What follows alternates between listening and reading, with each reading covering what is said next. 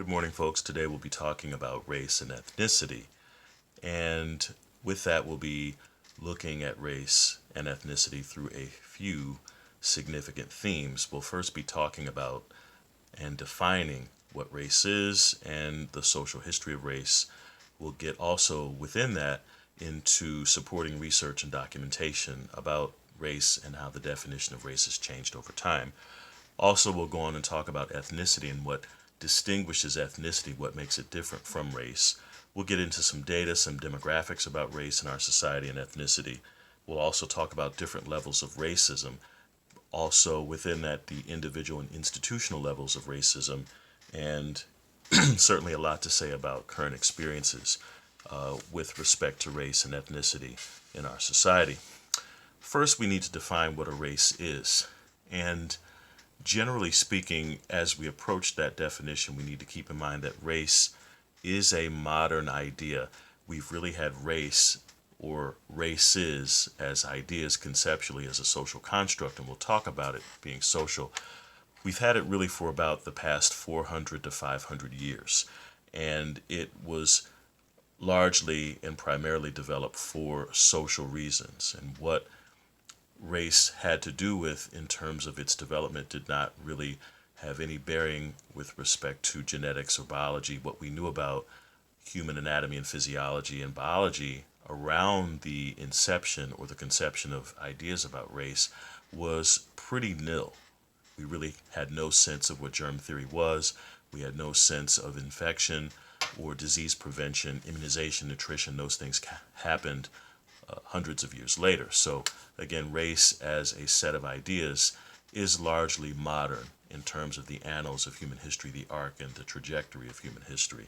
So, also, we need to go on and talk about it in terms of its true core meaning.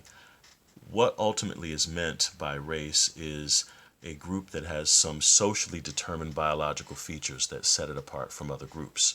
And so, what we mean by that is excuse me, any given society, it is up to the society to create and construct racial groups and racial categories. So, race as a set of categories and ideas is not consistent from one society to the next. So, some of us could get on a plane and we could travel to another country, and by the end of that trip, we would change racial groups and categories. Again, having changed our location, we've gone to a place that may look at race differently. And again, it's the society that decides which physical characteristics, which physical features make up racial groups, and which features constitute racial boundaries. And so, again, this is different from place to place. And so, in our country, we typically look at skin tone, hair texture, eye shape. We look at ancestry. And we'll talk more concretely, even still, about other layers of this definition of race and how we define it. But again, here in the States, it's typically skin tone, hair texture, and eye shape in terms of racial groups that we are tied to or thought to be somehow representative of.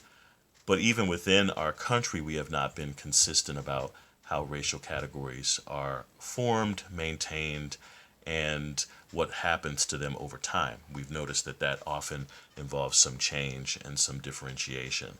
So, how we categorize and classify people according to race is different from what you may see in, let's say, the Dominican Republic or in Brazil, for instance, where even within the same household, people might be of different races, even though they are blood relatives. And there may be much more of a sense of, well, this is what you look like, and so this is the race that you are a part of, even though this person may be your mother or father, even though their skin tone is different, their hair texture may be different, how you look. If one of you looks more Anglo, if one of you looks more Indian, you're often thought to be in different racial groups and categories in Caribbean countries or in countries that are, say, South American, whereas here we look at it largely from the perspective of ancestry. And so, again, we're not consistent from place to place. And again, even within place, from time to time, racial notions and what defines race also has changed.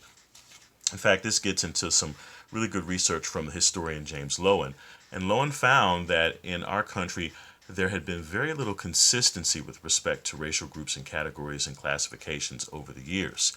So he looked at, in one of his research efforts, he looked at the experience of Chinese folks, Chinese Americans, with respect to how they were regarded racially once they immigrated to the United States, particularly in the South, in the Mississippi Delta region, around the late 1800s. And so when Chinese Americans had immigrated to that part of the country in the, say, Louisiana, Mississippi, Alabama region, that part of the Delta, when they immigrated there, lo and found that they were treated the same and regarded the same as blacks or African Americans, and so they were classified as black. So there was nothing about Chinese folks then, there was nothing about black folks or white folks that really made this sensible from a biological standpoint. And so, for social reasons, the government entities in that part of the country felt that it made more sense to classify Chinese folks, Chinese Americans, as black. Now, over time, particularly going from that period of the late 1800s into the early 1900s, say the 20s and the 30s, the Chinese folks in that part of the country were reclassified as neither white nor black, but as exceptions. And so they had their own separate but equal circumstance in that part of the country, say, for instance, in Louisiana. So, and again, that was done for social reasons. That was not done for anything having to do with genetics or biology or DNA. Because, again, what we knew about those things was very, very infinitesimally small, and it was nothing that we could say or find useful in terms of racial groups and categorizations. In fact, what we know now is that genetically there's more variation within a racial group than there is between races. So again, it's another way of looking at race truly being social and not being genetic or biological. Now, going back to Lowen's research, he also found that during the period of the 1950s into the present day, in a lot of this part of the South, in this Mississippi Delta region, Chinese Americans were reclassified again after having numerous successes in business as entrepreneurs within their respective communities. They were reclassified again as white. So that had nothing to do with anything about white folks, Chinese folks, or African American folks genetically. That was all done for social reasons. So even within the same country, we have ways of nuancing how we categorize and classify race and racial groups. And again, the case of Chinese American folks in that part of the country is a very good example. Another thing that we can also point to is the one-drop rule. And this was a peculiar yet rigidly enforced practice that basically insisted on black ancestry being counted in any and all circumstances. And so what the one-drop rule ultimately says is that any traceable African ancestry makes a person black. We've largely operated on that assumption for quite some time, and the one-drop rule has been around really since the early 1800s at the very least. And prior to the one-drop rule's institution, in a lot of respects, those who had African ancestry, they often were regarded as being racially mixed or mulatto, and in some cases they had privileges that other blacks thought not to be mixed would not have. However, when the one-drop rule came into existence, that's when things changed. And so we've generally assumed and have sort of adopted that notion of the one-drop rule, and that often folks who consider their ancestry as somewhat mixed with respect to having African American descent, often there's this sense that they are completely to think of themselves or regard themselves as black. And so the one-drop rule was a way that racial hierarchies, particularly Caucasian ancestry, was revered and kept in high esteem and high status. Right? Now, also we can talk about the case of the United States Census. And this is a way where, again, we see how the government changed its treatment and its regard of racial categories and groupings over time. So, for instance, prior to the year 2000, the U.S. Census Bureau required that people check off one racial group or category to describe themselves. There was no way that you could describe yourself as racially mixed prior to the year 2000 in terms of the U.S. Census that comes around every 10 years. So no matter what your ancestry, again, most people would pick one group, but a lot of folks felt, you know what, more needed to be here to represent my experience.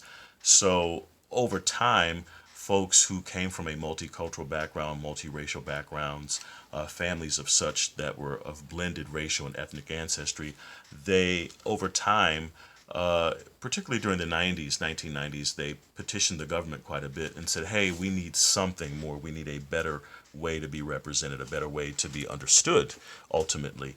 And there was some desire by people within the country to have a separate multiracial category. The government thought about that and didn't think that such a category would be as meaningful.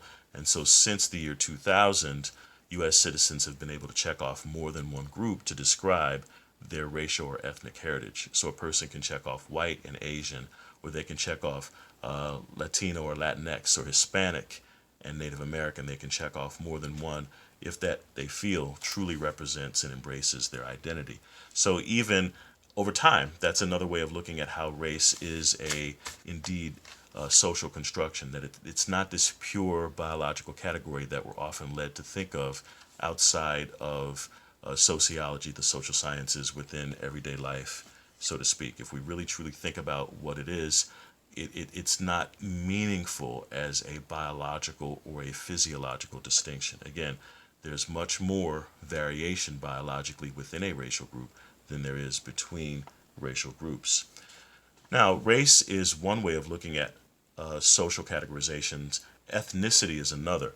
Now, ethnicity differs from race, but it is related in that ethnicity is a shared cultural heritage that's often based upon a country or a national origin. So being Dominican, for instance, is a good example of an ethnic grouping or an ethnicity. The same could be said for Italian Americans. The same could be said for someone who is Nigerian American. So there's something about the culture or the nation of origin that the person is from that is embraced and that is recognized by our society as being an ethnic group or category. We also find that in some cases, as much as we often in this country concern ourselves with race, there are many people within this country that want to be recognized more for their ethnicity or their culture. And so we find, for instance, in terms of census surveys and government surveys, that many groups, including Latinx persons, as well as folks from the Middle East and Middle East ethnic groups, they want their individual ethnicity to be respected and they want it to be recognized. So if someone is from Yemen, they want to be thought of as Yemeni or Yemeni American and not necessarily whether they're white or black. And so for a lot of individuals, their notion of their culture, their ethnicity, that often is more important and that often supersedes the importance or the significance that we often see put on race within our society. And again, that's a good example of how things change. Again, if you think of your parents, your grandparents, again, racial categories and classifications mattered much, much more. And often there were rigid thoughts of where people were thought to be either or, one or another, white or black typically. And now we look with much more nuance and with much more sophistication at what a person's ethnic or cultural background can be, in addition to their racial and ethnic heritage.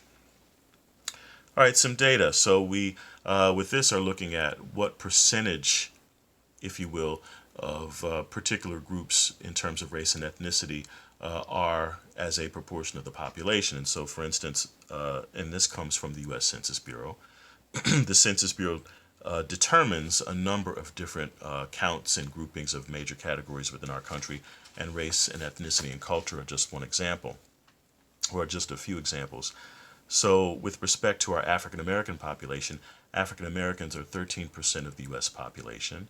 And our African American population, based upon historical settlement patterns, is disproportionately Southern, or that the African American population is disproportionately residing in the southern states. And so you find a higher concentration of African Americans in states that are south of the Mason-Dixon line. About 5% of the U.S. population is Asian American, And Asian American folks are much more likely to live on the West Coast, so California, Oregon, and Washington. And that's based upon historic patterns of settlement as well as migration patterns. Latinx folks, and again, Latinx is another way that groups, and we can use this as an example, Latinx is another way to recognize Hispanic or Latino folks. And the X is a way to establish Hispanic or Latino identity in a means that is gender neutral and non judgmental. And historically, Latino or Latina, the O or the A has been to sort of denote male or female. And again, for egalitarian purposes and for purposes of group representation, the X is a way to distinguish and say that gender is important, but it's not the only thing that matters. It's not simply a binary characteristic. So for Latinx persons, Latinx individuals in our country are the largest group of color in our society in terms of numeric population. So about 16% of our population is Latinx. Native American folks are about 1% of the U.S. population. And I also have to say this about Latinx folks. Latinx folks, based upon migration patterns and settlement patterns, are much more likely to live in the southwest of the country, the southwestern United States. Native American folks are about 1% of our population, and they are much more likely to live west of the Mississippi River.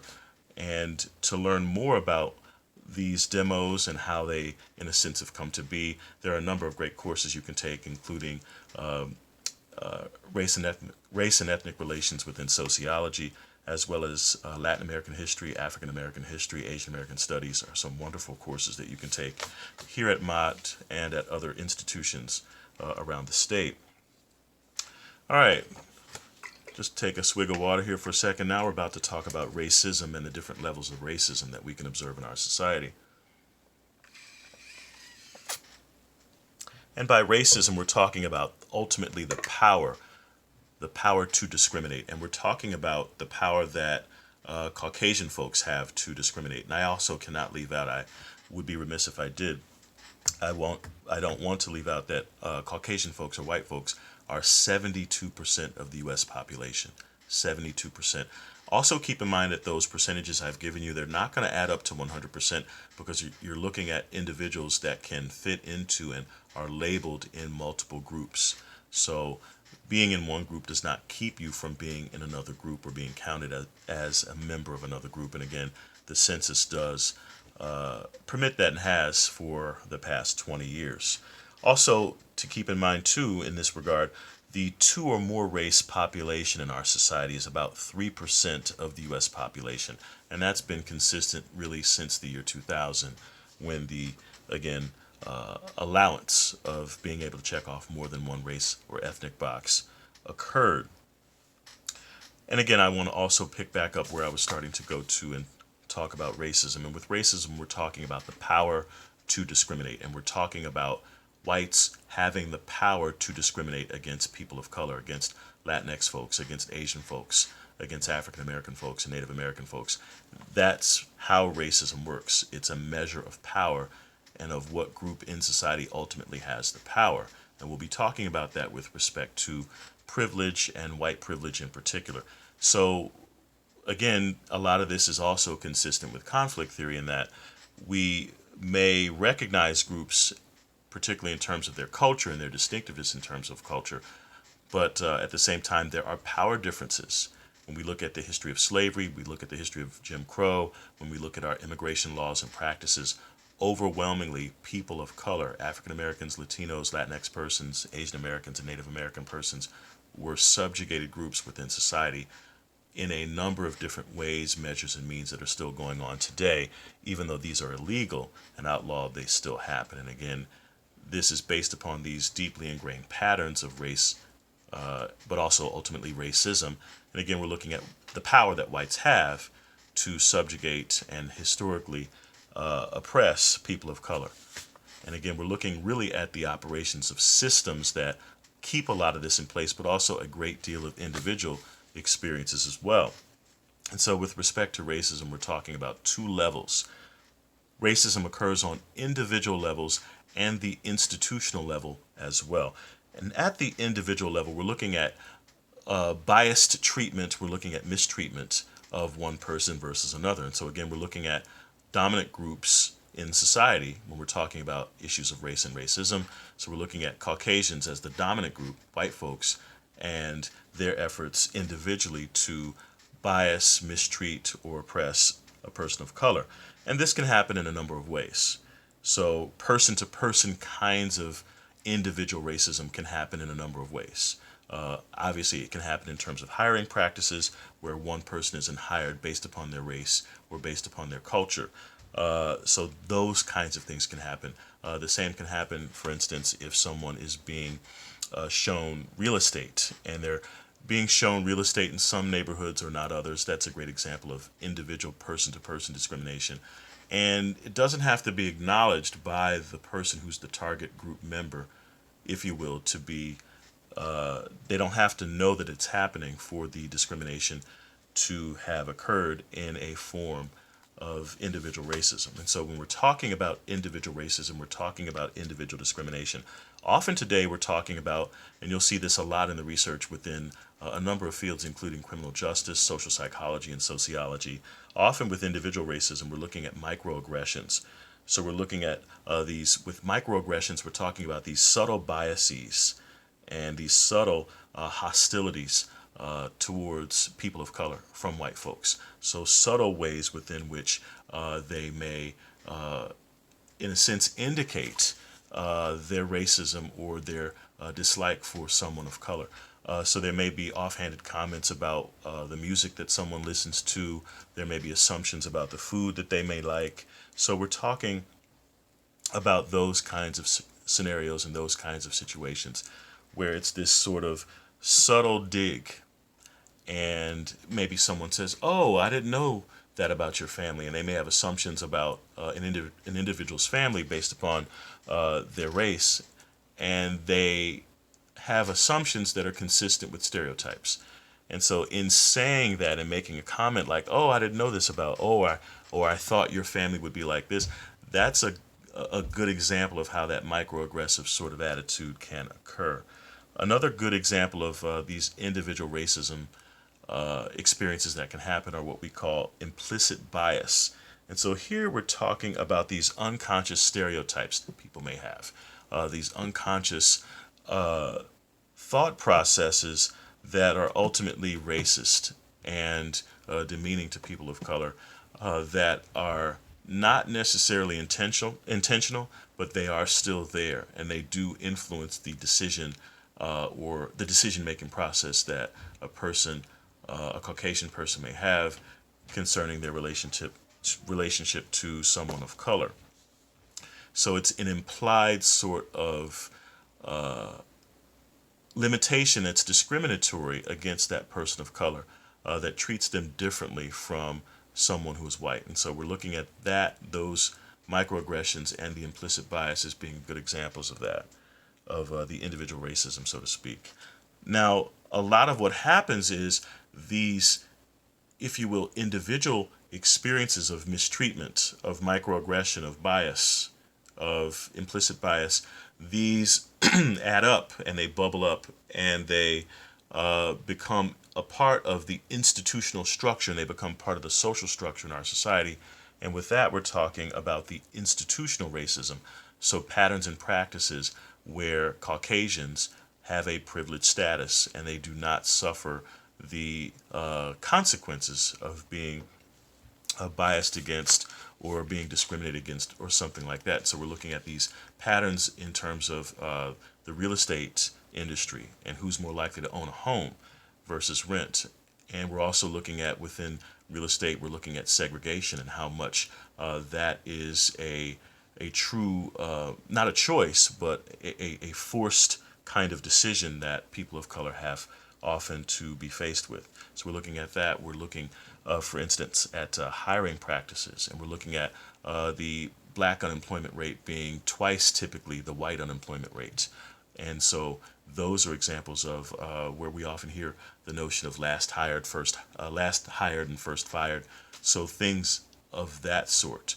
We're looking at again, these institutional practices, education being a good example. Research shows that black students are much more likely to be suspended and expelled from school. And so we've seen this over and over and over again. So this repetition, these repeated patterns are examples, they're exemplary of what we mean by institutional discrimination. And certainly we know about this in terms of our current experiences. We know about this in terms of policing. And we've seen a great deal of protest from numerous cities all around the country that has happened since the killing of George Floyd. And we've also seen other motorists, other individuals and citizens of color, particularly African American men who've been killed since the George Floyd killing. And we've again seen the protests that have bubbled up and boiled over as a result of a lot of this. And so a lot of this goes back to what we see in terms of policing. And so research shows, in addition to those experiences, that if you're black, you're much more likely to die from a police encounter or have some other very negative experience, short of death, that occurs with respect to that encounter that a person may have in law enforcement. We also know that African Americans and Latinos are much more likely to be incarcerated and much more likely to be under some control of penal and correctional systems, despite the fact that research shows that in a number of ways, all groups commit crime at about the same amount. And so if you're a person of color, you're much more likely to be policed more. Your communities are policed more. And so that becomes a concern with respect to the patterns and the practices of these institutions and how some groups are treated completely differently from others. Also, another good example of this institutional racism we're talking about, wealth inequality. Overwhelmingly, white folks have a great amount of white privilege in terms of wealth, in that typically white folks have 10 to almost 20 times the wealth of folks of color, depending on how wealth is calculated. And a big part of how wealth is generated has to do with home ownership and also has to do with assets that have been passed down from one generation to the next. And so, for a variety of legal reasons, particularly prior to the civil rights movement, African Americans, Latinos, Latinx folks, Native American folks could not easily pass down assets. They could not easily grow or develop assets. There were limitations on that. And certainly, of course, with the history of Jim Crow and segregation and our hiring practices today, we see that those are big reasons for that sustained wealth inequality between folks of color and between white folks. And again, on average, white folks have at least 10 times the wealth of folks of color. Now, research shows that Asian American wealth does approximate or approach white wealth, but even there are limitations. Asian Americans, research shows, work longer hours. They are much more likely to work in lower status positions than white folks, and they tend to have more folks working within the household, more folks working within the family than comparable white households. So again, there are, even in areas where we're thought to be successful, so to speak, and often people are taught to think of Asian Americans as the model minority. Again, there is intense segregation and inequality with respect to the power and the treatment of Asian Americans, for instance, versus white folks. And again, I wanted to say more about white privilege. And so a lot of white folks may think, well, what does that mean? Do I have white privilege? How do I have white privilege? And so ultimately, whites have white privilege because they're not going through the kinds of bias, mistreatment, degradation, and trauma that people of color are going through simply because of the color of their skin.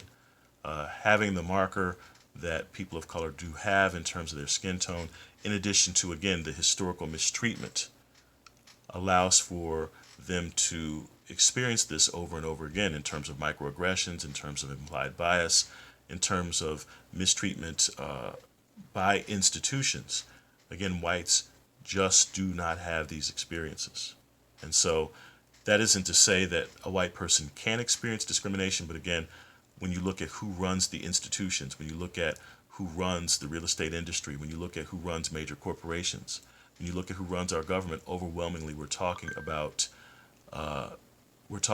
white folks who have the power of these institutions and run them and have patterns and practices that give them privilege and sustain that privilege and deny that privilege to people of color.